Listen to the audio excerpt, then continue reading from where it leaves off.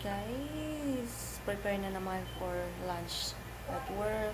So, breast chicken, then itlog, tsaka crispy fry. Gawin natin chicken fingers. Then, habang kumakain ako ng breakfast, coffee, and leftover na yung cake, Pinapainit lang natin yung kawalan natin. Ginamit ko yung maliit lang kasi unti lang naman yung i-fry ko. Kaya ko na yung malaki. Diba? Painit lang natin yan. Okay. Okay guys, nakoted ko na siya sa crispy fry. So, pwede na siguro mainit na. Lagay na natin. Okay guys, nagpa-fry na tayo. Ang bang-bango. Char. Okay, meron pang pangalawang batch. Kasya pa, para mabilis yung pag-fry. Oo, kasya pa ng isa. Lagay na natin yung isa. Oo, diba? Ayan. Habang nagpa-fry tayo, kakain tayo ng breakfast.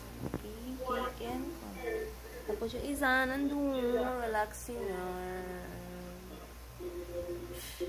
Hi today guys, relaxing yarn.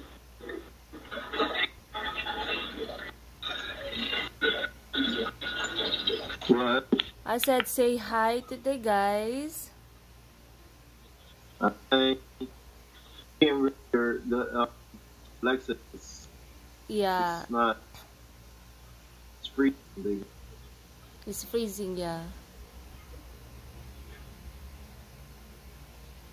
Okay guys, tapos na tayo nagprito. Ito yung lunch natin sa work mamaya. So, chicken fingers, then ketchup, then of course, di mawawala ang rice because rice is life.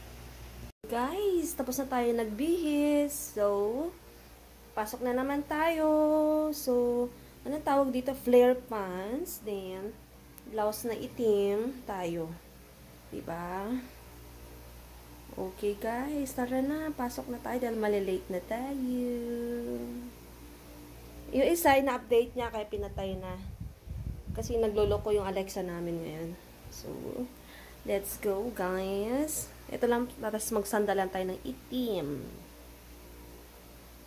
Okay. Cute pa, cute pa, cute pa. Okay, bye. Pasok na tayo guys. Diba? Yan ang sandalan. Okay, let's go. Hi guys. Ang dami naming naging client today. Thanks God sa blessing. So, input na tayo ng mga clients sa laptop. Okay. Mag-isa na lang tayo kasi nakauwi na yung mga kasama ko. Ako kasi yung tawag dito, closing. So, mag-isa na lang tayo.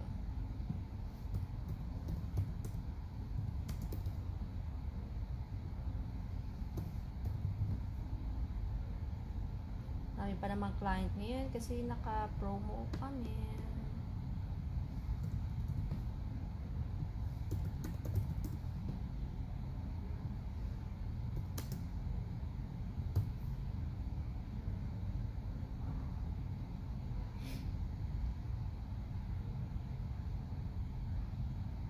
Kamusta mga araw nyo? Kamusta ang tawag dito mga work nyo, guys?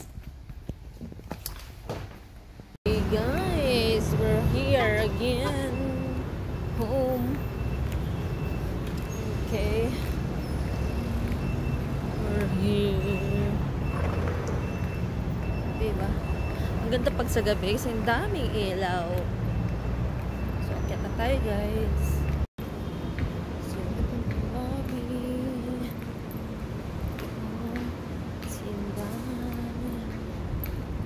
Sa taas. Guys, nasa bahay na tayo. Sana naging okay yung araw nyo tong araw na ito. Ako, medyo busy. So guys, good night everyone.